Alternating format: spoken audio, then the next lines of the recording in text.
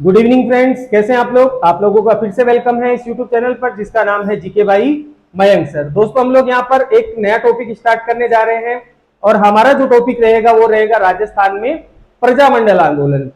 ठीक है, देखो, अगर बात की जाए भारत की, तो भारत में जो ब्रिटिश शासन था वो दो प्रकार से था। एक तो देखो, ब्रिटिश शासन था वो प्रत्यक्ष नियंत्रण में था।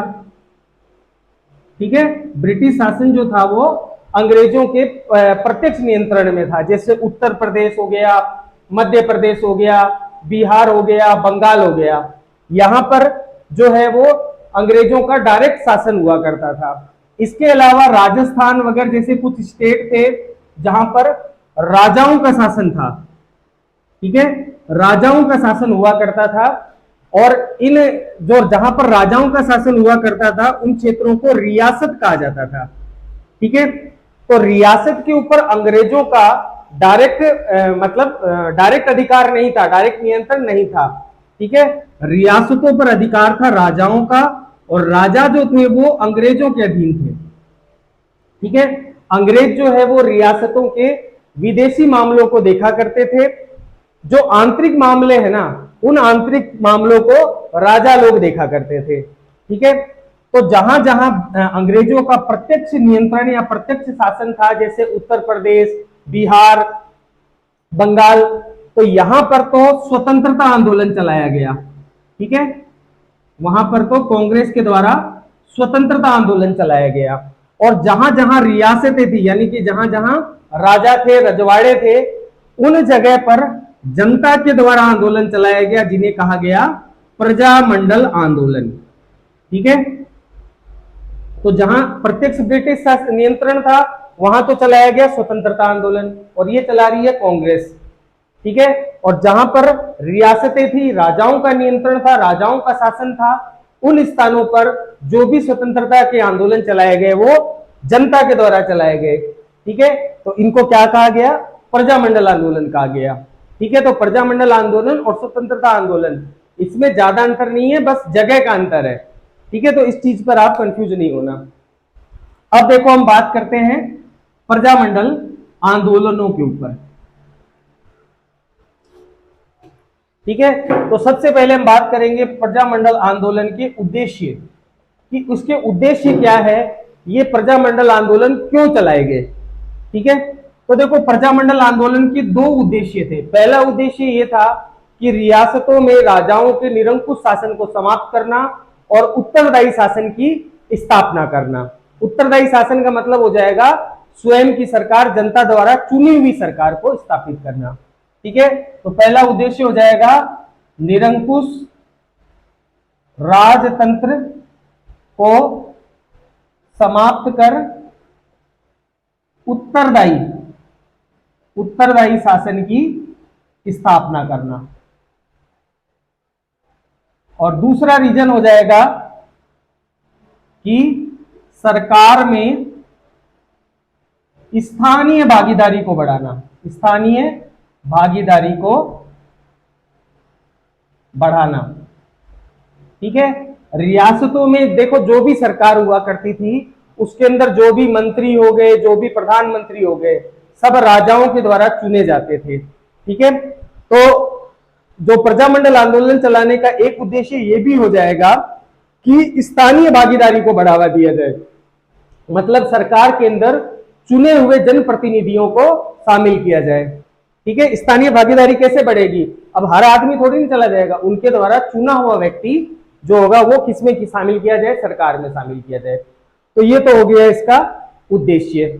ठीक है, अब हम बात करते हैं प्रजामंडल पर कांग्रेस की नीति। प्रजामंडल पर कांग्रेस की क्या नीति थी? तो देखो, प्रजामंडल पर इस समय कांग्रेस की जो नीति थी वो अहस्तक्षेप की नीति थी।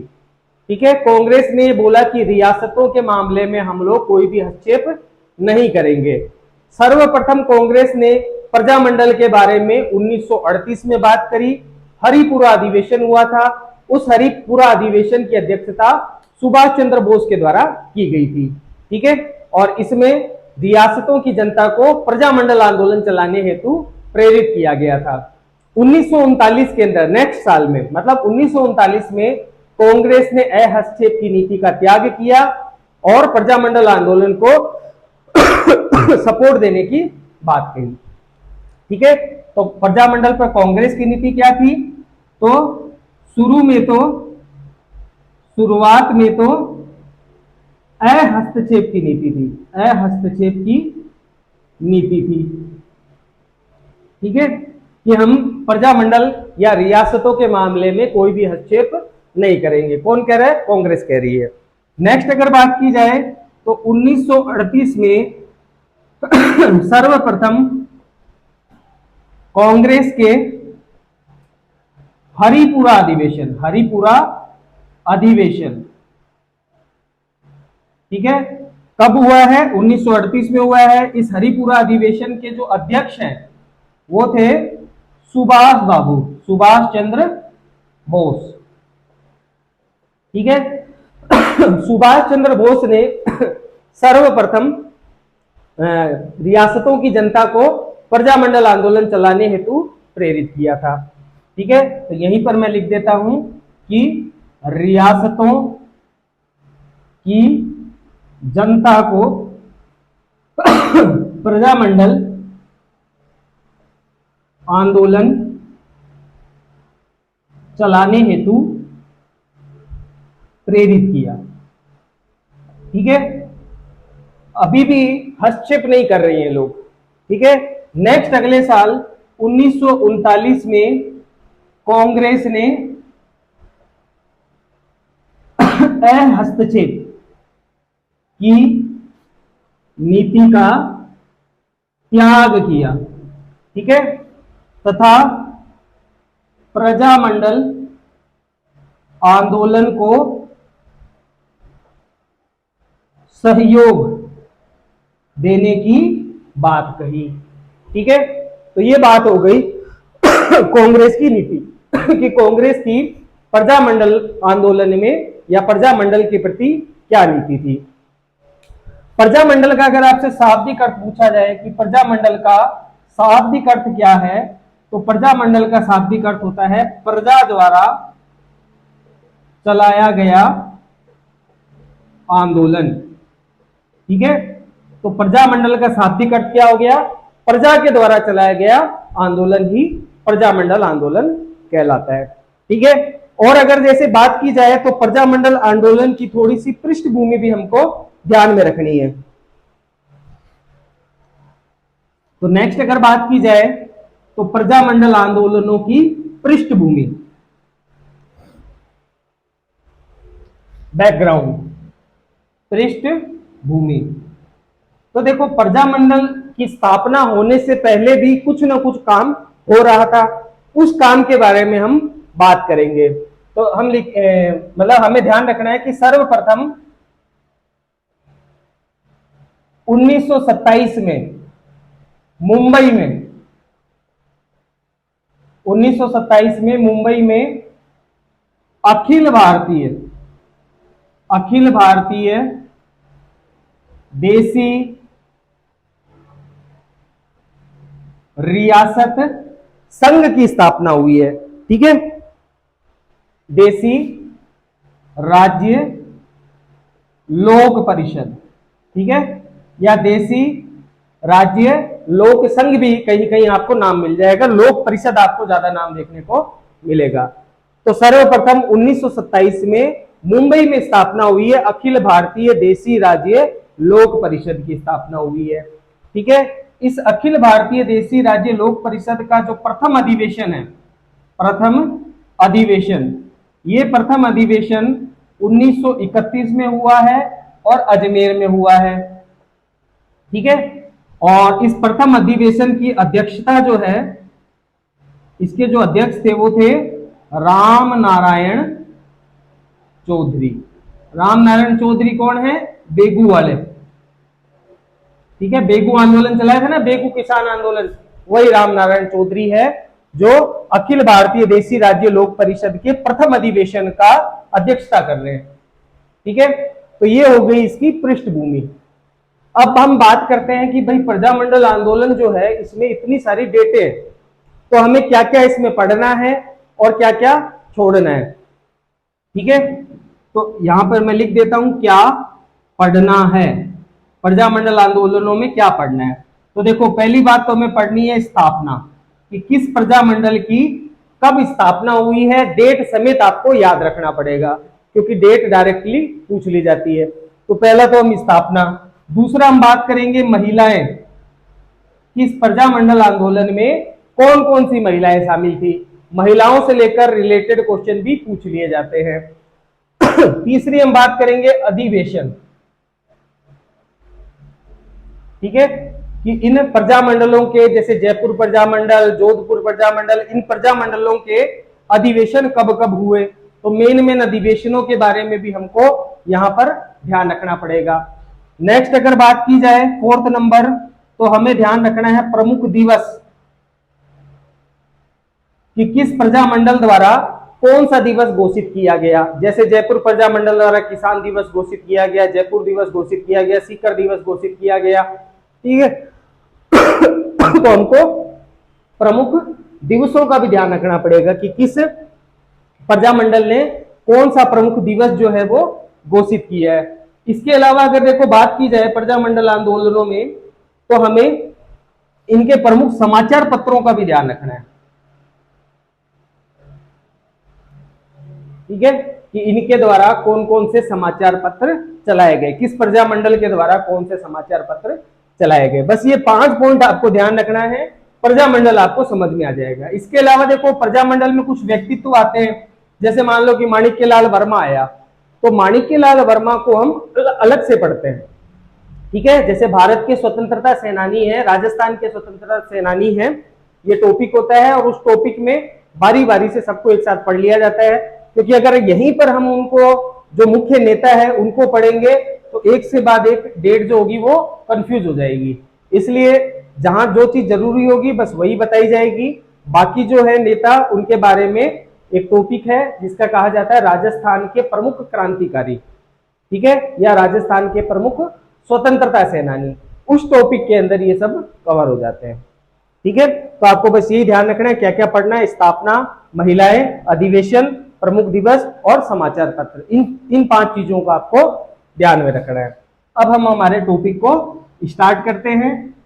ठीक है, हमारा जो सबसे पहला प्रजामंडल रहेगा वो रहेगा जयपुर प्रजामंडल।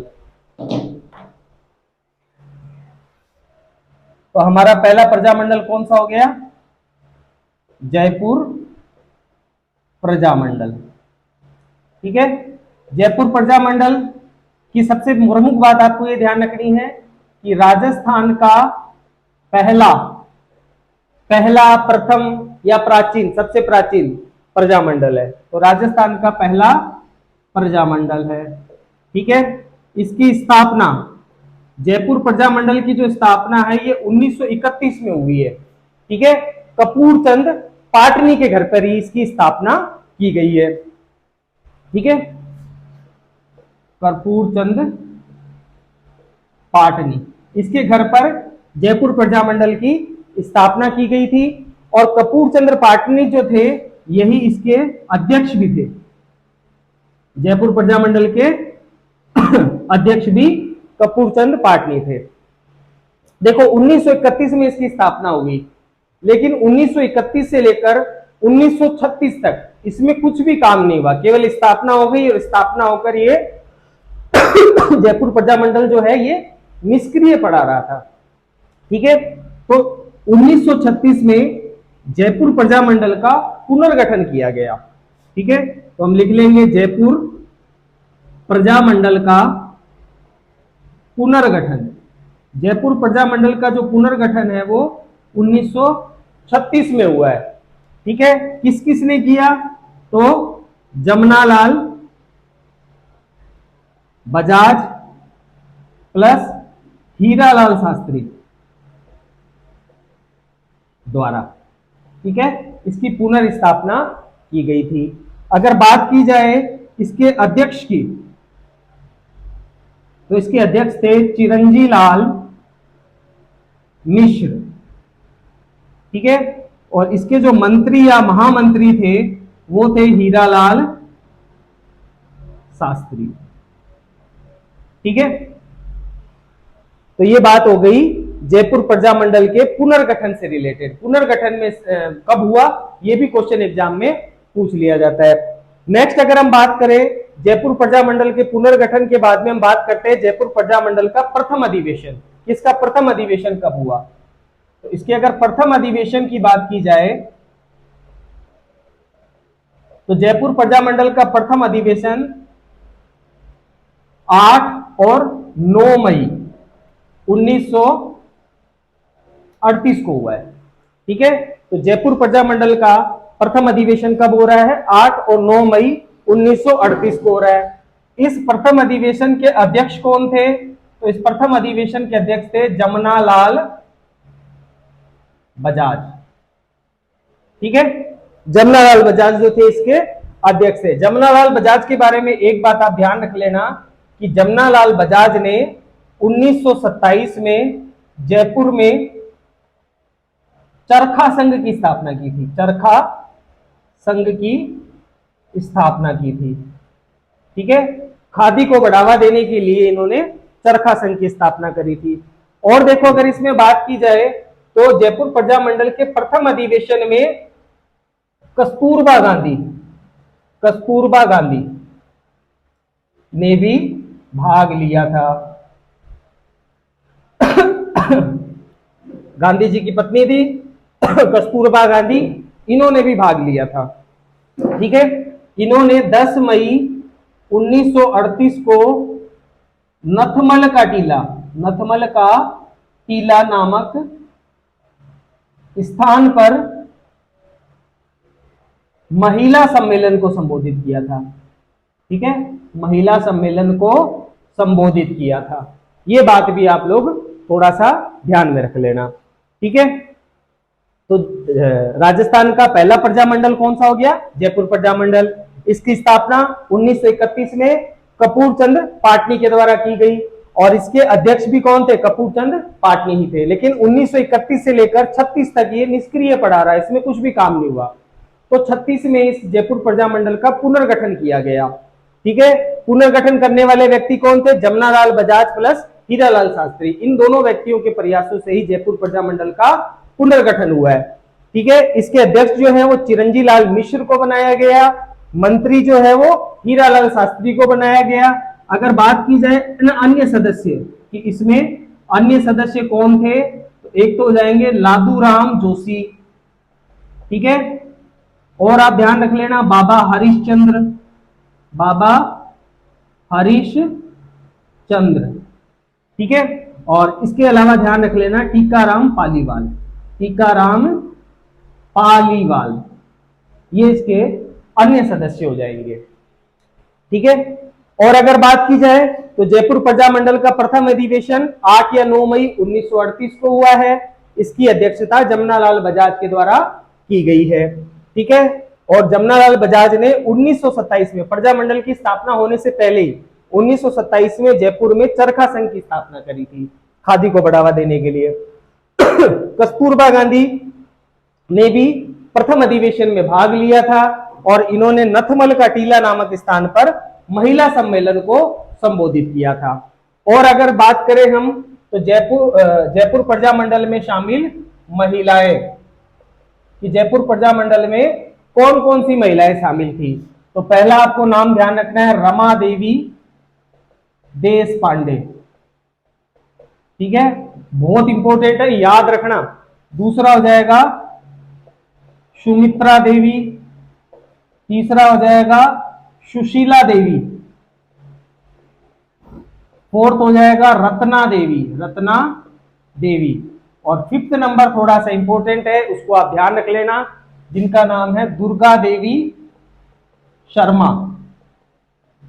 देखो, भारत छोड़ो आंदोलन के दौरान दुर्गा देवी शर्मा ने महिला सत्याग्रहियों का नेतृत्व किया था।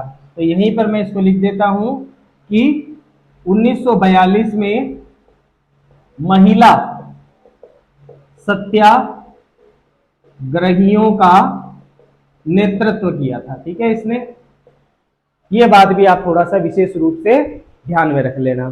ठीक है, और देखो अगर बात की जाए जयपुर प्रजामंडल, जयपुर प्रजामंडल का पंजीकरण कब हुआ है? जयपुर प्रजामंडल का जो पंजीकरण है वो 1940 में हुआ है। ठीक है, और उस वक्त इसके अध्यक्ष कौन थे? पंजीकरण के समय इसके अध्यक्ष थे हीरालाल शास्त्री।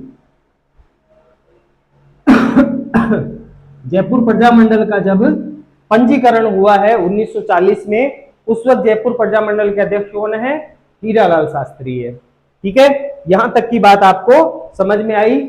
और हम बात कर लेते हैं जयपुर प्रजामंडल के प्रमुख दिवस कि जयपुर प्रजामंडल ने कौन कौन से दिवस घोषित किए। तो इसमें आपको 3 दिवस ध्यान में रखने हैं। ठीक है, किसान दिवस, जयपुर दिवस और सीकर दिवस। ठीक है, तो प्रमुख दिवस जयपुर प्रजामंडल के हैं प्रमुख दिवस। तो इसमें फर्स्ट हो जाएगा किसान दिवस, किसान दिवस। सेकंड हो जाएगा जयपुर दिवस और थर्ड हो जाएगा सीकर दिवस, सीकर दिवस। ठीक है, किसान दिवस जो है वो 1 मार्च 1939 को घोषित किया गया। जयपुर दिवस 12 मार्च 1939 को घोषित किया गया। और जो सीकर दिवस है ये 19 जून, ठीक है, 19 जून 1939 को घोषित किया गया है सीकर दिवस। तो ये 3 दिवस जो है इसको आप ध्यान में रख लेना। ठीक है, एक बार क्वेश्चन पूछा गया है कि किसान दिवस का संबंध किस प्रजामंडल से? ठीक है, तो आप बिल्कुल इसको ध्यान में रख लेना। अब हम बात करेंगे जेंटलमैन एग्रीमेंट की। जेंटलमैन एग्रीमेंट कब हुआ है? तो 17 सितंबर 1942 को भारत छोड़ो आंदोलन के दौरान हुआ है। ठीक है, जेंटलमैन एग्रीमेंट है क्या? तो देखो, एक तो था जयपुर राज्य, ठीक है, एक तो था जयपुर राज्य और एक था जयपुर प्रजामंडल, जयपुर प्रजामंडल। ठीक है,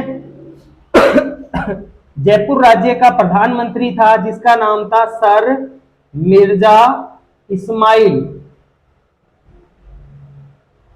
खान। ठीक है, और जयपुर प्रजामंडल का जो सर्वे सर्वा या अध्यक्ष था इस वक्त वो थे हीरालाल शास्त्री, हीरालाल शास्त्री। ठीक है, तो इन दोनों के बीच में एक समझौता हुआ। ठीक है, ये जो हीरालाल शास्त्री है और सर मिर्जा इस्माइल खान है, इनके बीच में एक समझौता हुआ। इसी समझौते को जेंटलमैन एग्रीमेंट कहा गया। ठीक है, तो क्वेश्चन आपसे पूछा जा सकता है कि जेंटलमैन एग्रीमेंट कब हुआ है, डेट आपको याद रखनी है, किस किस के बीच हुआ है, ये भी बात आपको ध्यान में रखनी है। ठीक है, तो मिर्जा इस्माइल खान और हीरालाल शास्त्री के बीच एक समझौता हुआ, इसी समझौते को जेंटलमैन एग्रीमेंट कहा गया। ठीक है, इस समझौते की प्रमुख शर्तें क्या थी? तो इस समझौते की जो प्रमुख शर्तें थी वो 2 थी। पहली शर्त तो ये थी कि जयपुर प्रजामंडल भारत छोड़ो आंदोलन में भाग नहीं लेगा। ठीक है, तो पहली शर्त होगी जयपुर प्रजामंडल भारत छोड़ो आंदोलन में भाग नहीं लेगा। ठीक है, और दूसरी शर्त यह थी कि जयपुर में उत्तरदायी शासन की स्थापना की जाएगी। जयपुर में उत्तरदायी शासन की स्थापना की जाएगी। ये हो गई इसकी प्रमुख शर्तें। प्रजामंडल ने भारत छोड़ो आंदोलन में शामिल न होने की बात मानी और जयपुर राज्य ने उत्तरदायी शासन की स्थापना करने की बात को भी माना। ठीक है, तो इसको ही कहा गया है जेंटलमैन एग्रीमेंट। ठीक है, लेकिन देखो जयपुर प्रजामंडल में कुछ ऐसे भी लोग थे जो भारत छोड़ो आंदोलन में शामिल होना चाहते थे। वो सोचते थे कि गोरे जो है ना, यही सब मुसीबतों की जड़ है। अगर गोरे यहां से बाहर चले गए ना तो ये राजा रजवाड़े जो है ये अपने आप ठीक हो जाएंगे, क्योंकि इनको सुरक्षा गोरों के द्वारा, अंग्रेजों के द्वारा ही प्रदान की जा रही है। ठीक है, तो इस समझौते का विरोध किया गया जयपुर प्रजामंडल में और एक आजाद मोर्चे का गठन किया गया। ठीक है। आजाद मोर्चे का गठन भी कब हो रहा है? 1942 में हो रहा है। आजाद मोर्चे का गठन जो है वो बाबा हरिश्चंद्र के द्वारा किया गया, ठीक है। और आजाद मोर्चे के सदस्यों ने भारत छोड़ो आंदोलन में भाग लिया था, ठीक है। तो आजाद मोर्चे का गठन किसके विरुद्ध हुआ है? इस जेंटलमैन एग्रीमेंट के विरुद्ध हुआ है, ठीक है। तो नेक्स्ट हम बात करते हैं आजाद मोर्चे का गठन।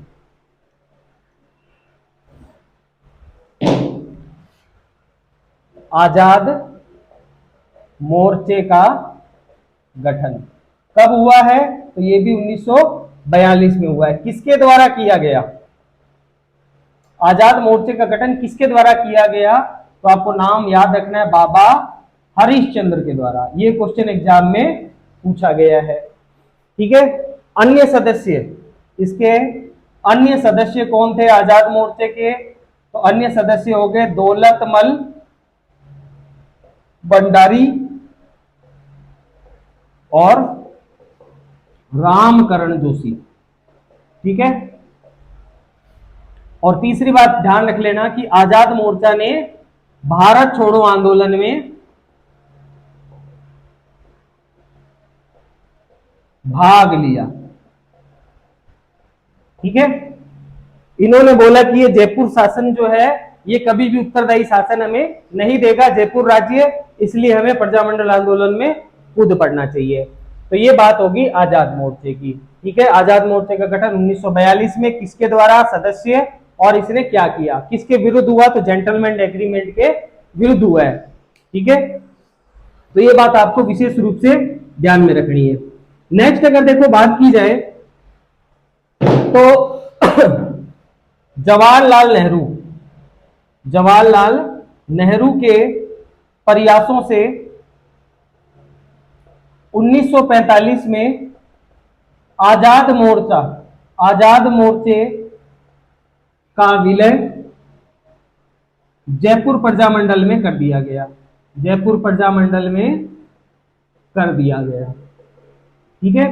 तो यह आजाद मोर्चा 1945 में जाकर वापस से जयपुर प्रजामंडल में मिल जा रहा है। किसके प्रयासों से मिल रहा है? तो नेहरू के प्रयासों से। क्वेश्चन पूछा जा सकता है, ठीक है। तो नेहरू के प्रयासों से ही आजाद मोर्चे का विलय कर दिया गया, जयपुर प्रजामंडल में वापस से उसको मिला दिया गया, ठीक है। हमने बात करी थी कि जेंटलमैन एग्रीमेंट में एक बात हुई थी कि जयपुर राज्य उत्तरदायी शासन की स्थापना करेगा। तो क्या जयपुर राज्य ने उत्तरदायी शासन की स्थापना करी? हाँ, बिल्कुल उसने उत्तरदायी शासन की स्थापना करी। देखो, जयपुर में 1945 में एक धारा सभा का गठन किया गया, ठीक है। तो यहां लिख लो, जयपुर में 1945 में धारा सभा का गठन किया गया, ठीक है।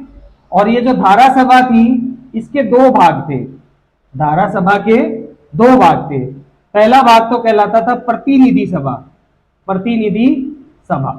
और दूसरा भाग कहलाया विधान सभा, ठीक है। पहला भाग क्या कहलाया? प्रतिनिधि सभा, और दूसरा भाग क्या कहलाया? विधान सभा कहलाया, ठीक है। 1945 में जयपुर में चुनाव हुए और इस चुनाव के अंदर प्रजामंडल बुरी तरह से पराजित हुआ, ठीक है।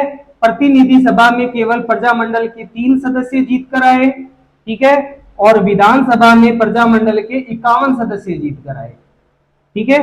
लेकिन फिर भी जयपुर राज्य ने प्रजामंडल के सदस्यों को सरकार में शामिल किया था, ठीक है। तो यहीं पर आप ध्यान रखना कि देवी शंकर तिवारी नाम का एक व्यक्ति था जिसे जयपुर प्रजामंडल की तरफ से मंत्री बनाया गया, ठीक है। जयपुर प्रजामंडल का आदमी था और जयपुर राज्य ने, जयपुर की सरकार ने उसे मंत्री बनाया था। यह बात भी आपको विशेष रूप से ध्यान रखनी है, मैं लिख देता हूं।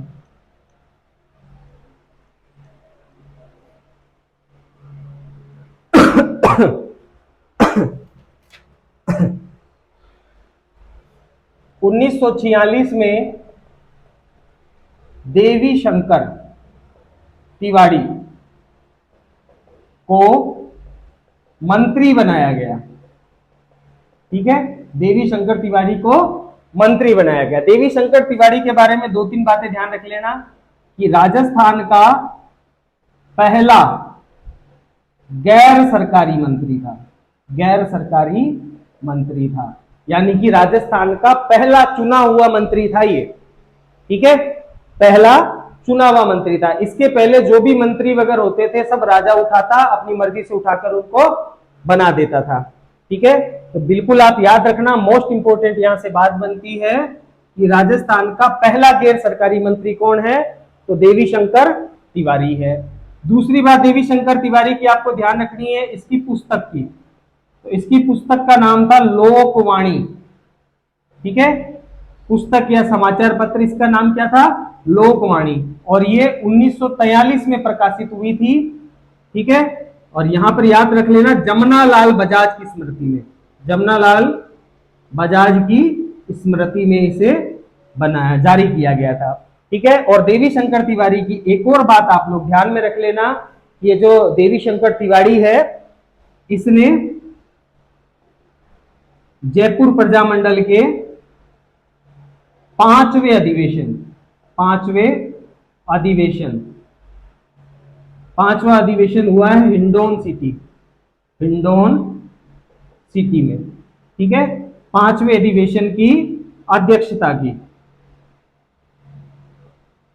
तो ये मेन बातें हो गई जयपुर प्रजामंडल से रिलेटेड। ठीक है, इतना ही पढ़ लो, इसके बाहर कहीं नहीं जाएगा। हीरालाल शास्त्री वगैरह जो है इनके बारे में मैं आपको जब राजस्थान के स्वतंत्रता सेनानी पढ़ाऊंगा उसके अंदर विस्तार से बताऊंगा। ठीक है, तो इतना ही आप याद कर लो, इसके बाहर प्रजामंडल कहीं नहीं जाएगा। मुझे लगता है कि अब आप लोगों को जयपुर प्रजामंडल समझ में आ गया होगा।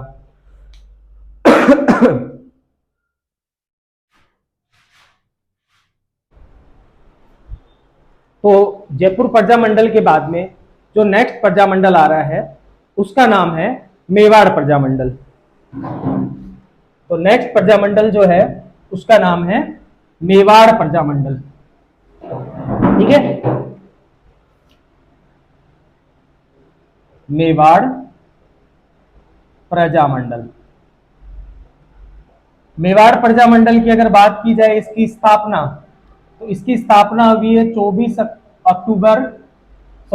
अप्रैल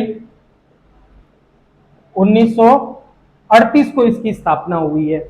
ठीक है, इसकी जो स्थापना है वो बलवंत सिंह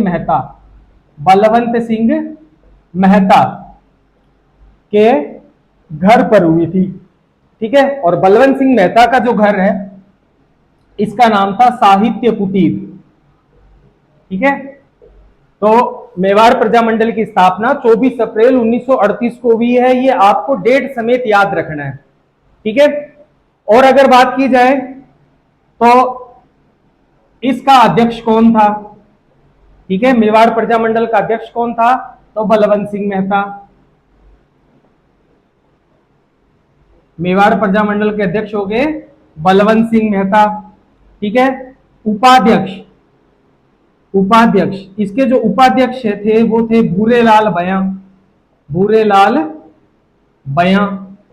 ठीक है, और जो मंत्री है वो मंत्री बनाया गया एमएल वर्मा, माणिक्यलाल वर्मा। ठीक है, और माणिक्यलाल वर्मा जो है वो इसके संस्थापक भी है। स्थापना की गई है बलवंत सिंह मेहता के घर, लेकिन मेवाड़ प्रजामंडल के संस्थापक किसे कहा जाता है, तो माणिक्यलाल वर्मा कहा जाता है। ठीक है, तो यहीं पर मैं लिख देता हूं संस्थापक,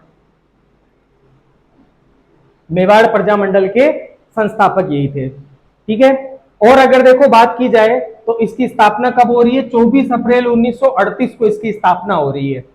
ठीक है, लेकिन जो मेवाड़ राज्य की सरकार थी, यानी कि जो राजा की सरकार थी, उसका एक प्रधानमंत्री था जिसका नाम था धर्म नारायण काक। धर्म नारायण काक ने माणिक्यलाल वर्मा को बुलाया और माणिक्यलाल वर्मा को बोला कि भाई ये तुमने प्रजातंत्र वजातंत्र प्रजामंडल खोला है, तो इसका कोई कागज वागज है, पंजीकरण है आपके पास में। तो माणिक्यलाल वर्मा बोले नहीं, हमारे पास तो कोई पंजीकरण नहीं है।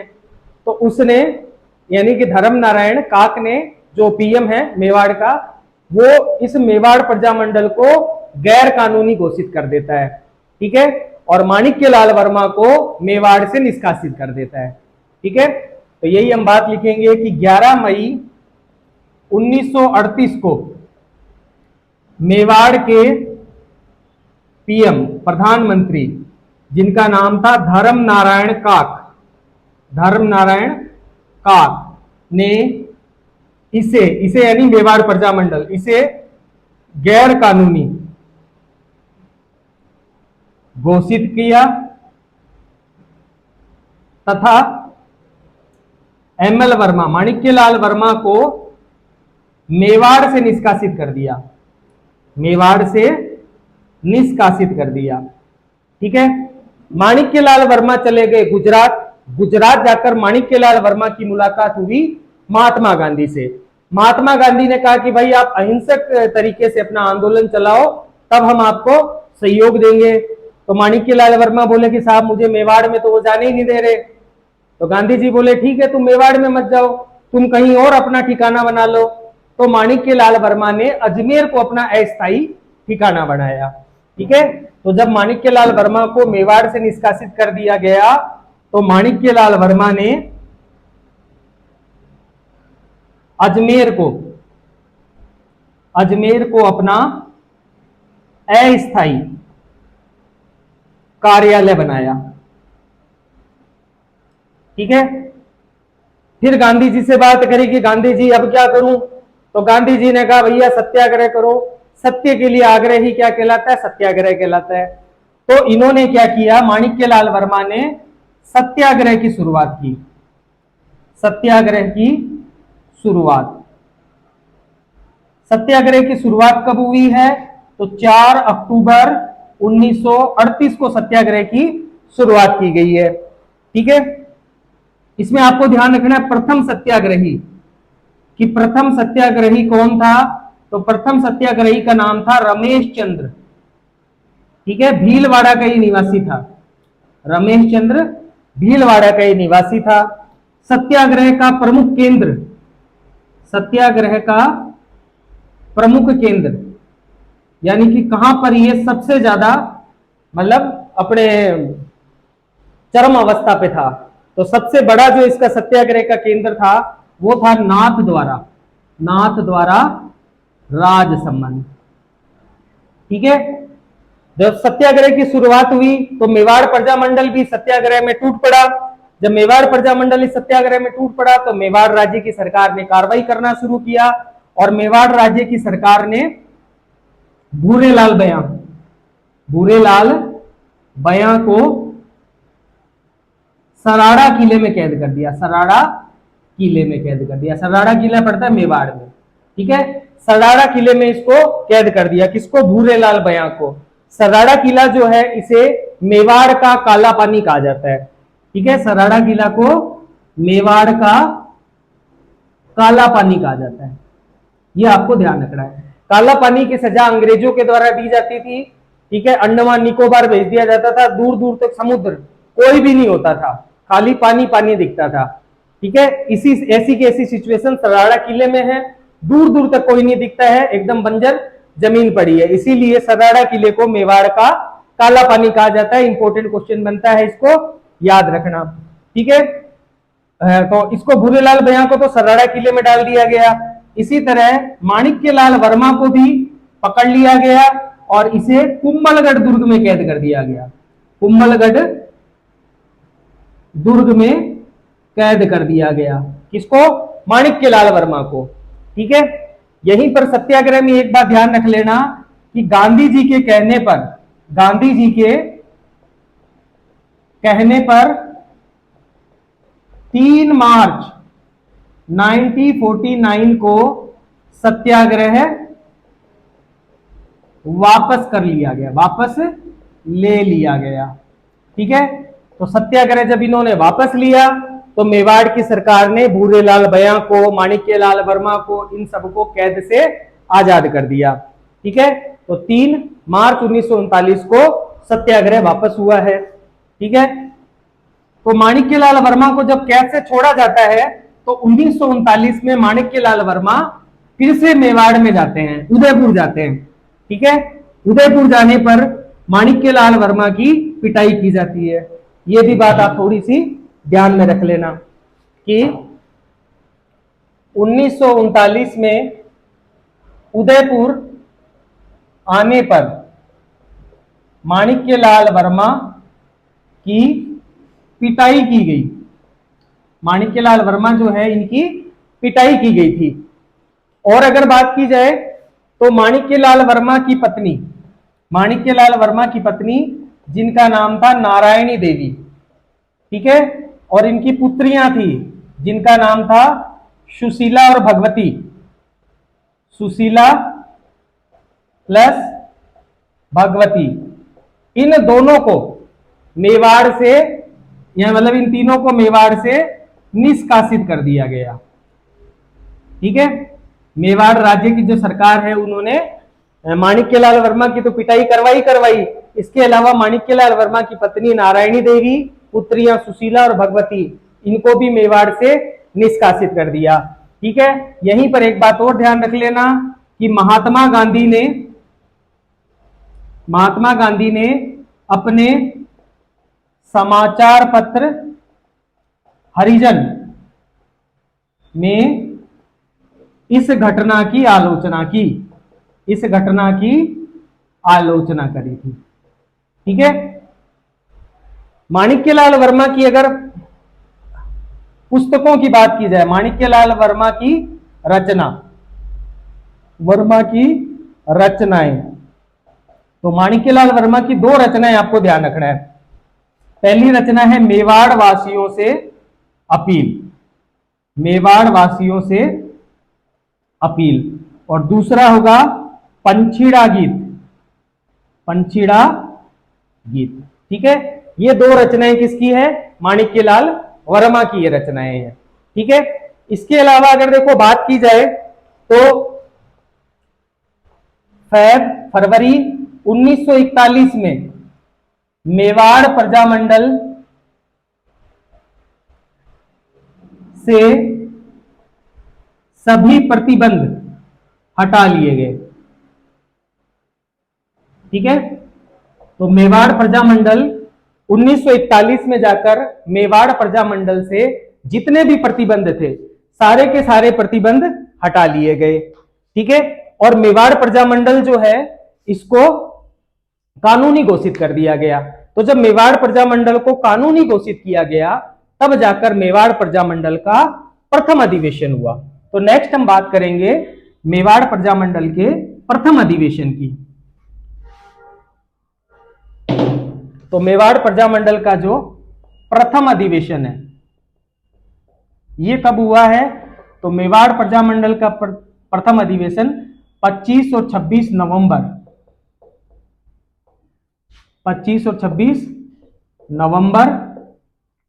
1941 को हुआ है।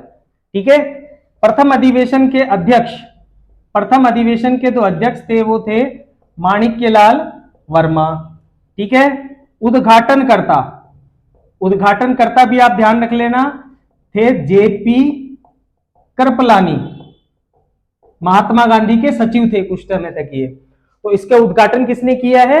जेपी कृपलानी ने किया है। और इसमें एक और फेमस हस्ती शामिल हुई थी, उस हस्ती का भी आपको ध्यान में रखना है। इसके अंदर जो फेमस हस्ती शामिल हुई थी उसका नाम था विजयलक्ष्मी पंडित, विजयलक्ष्मी पंडित। ठीक है, विजयलक्ष्मी पंडित कौन है? तो नेहरू की बहन है।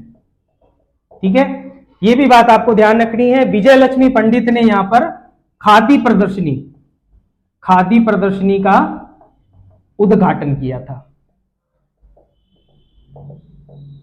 ठीक है, और अगर बात की जाए तो मेवाड़ प्रजामंडल में शामिल महिलाएं, ठीक है, तो मेवाड़ प्रजामंडल में शामिल महिलाएं, मेवाड़ प्रजामंडल में कौन कौन सी महिलाएं शामिल हुई है तो ये भी आपको ध्यान रखना है। नंबर 1 आपको ध्यान रखना है नारायणी देवी। नारायणी देवी कौन है? तो इनकी माणिक्यलाल वर्मा की पत्नी। ठीक है, दूसरा आपको ध्यान रखना है भगवती देवी विश्नोई, भगवती देवी विश्नोई। तीसरा आपको ध्यान रखना है सीता देवी, और चौथा आपको ध्यान रखना है स्नेहलता। ठीक है, तो तो ये महिलाएं जो है वो इसमें शामिल हुई है मेवाड़ प्रजामंडल में। अगर और देखो बात की जाए मेवाड़ प्रजामंडल की, तो मेवाड़ प्रजामंडल में अगली बात आपको ध्यान रखनी है कि इसका संविधान कब लागू हुआ मेवाड़ का। ठीक है, तो नेक्स्ट लाइन में सीधा ही लिखो 3 मार्च 1947 को मेवाड़ का संविधान घोषित हुआ। ठीक है, 3 मार्च 1947 को मेवाड़ का संविधान घोषित हुआ। ठीक है, और इसके तहत एक 46 सदस्यों वाली धारा सभा का गठन हुआ। धारा सभा का गठन किया गया। ठीक है, 23 मई 1947 को मोहनलाल सुखाड़िया इसको तो मंत्रिमंडल में बनाया गया मंत्री। ठीक है, और माणिक्यलाल वर्मा है, इनको बनाया गया मेवाड़ का प्रधानमंत्री। ठीक है, तो 23 मई 1947 को मंत्रिमंडल का गठन हुआ इस संविधान के तहत, और उस मंत्रिमंडल में मोहनलाल सुखाड़िया को तो मंत्री बनाया गया और माणिक्यलाल वर्मा जो है इनको मेवाड़ का प्रधानमंत्री बनाया गया। ठीक है, तो ये मेन जो घटनाएं हैं वो मेवाड़ प्रजामंडल से रिलेटेड है। यहीं पर एक बात मैं नोट करके लिख देता हूं, आप लोग ध्यान में रख लेना कि नेहरू कौन से, जवाहरलाल नेहरू ने 1 जनवरी 1946 को उदयपुर के सलोटिया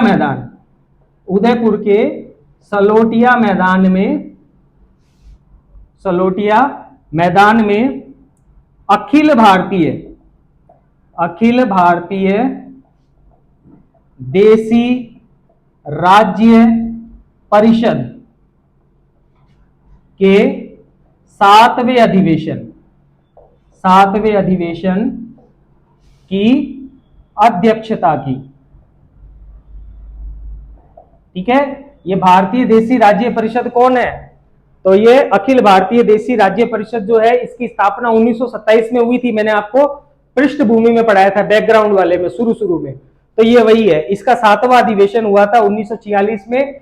उस 7वें अधिवेशन की जो अध्यक्षता करी थी वो जवाहरलाल नेहरू ने की थी। कहां की थी, उदयपुर के सलोटिया मैदान में की थी। इंपॉर्टेंट क्वेश्चन है, एग्जाम में पूछा गया है। ठीक है, तो इसको भी एक बार दिमाग में आप लोग डाल के रखना। तो ये देखो मेन बातें हो गई मेवाड़ प्रजामंडल की। ठीक है, तो इतना आज की क्लास में हम यहीं तक कवर करेंगे। नेक्स्ट क्लास में हम इसके आगे के जो प्रजामंडल है उन्हें कवर करेंगे। होप आपकी आज की क्लास आप लोगों को समझ में आई। अगर आपको वीडियो अच्छा लगा तो वीडियो को ज्यादा से ज्यादा लाइक कर दीजिए, ज्यादा से ज्यादा इसको सब्सक्राइब कर दीजिए और ज्यादा से ज्यादा इसको शेयर कर दीजिए। ज्यादा से ज्यादा पढ़ाई कीजिए और अपने कर्तव्य पथ पर यूं ही बढ़ते रहिए। ओके जी।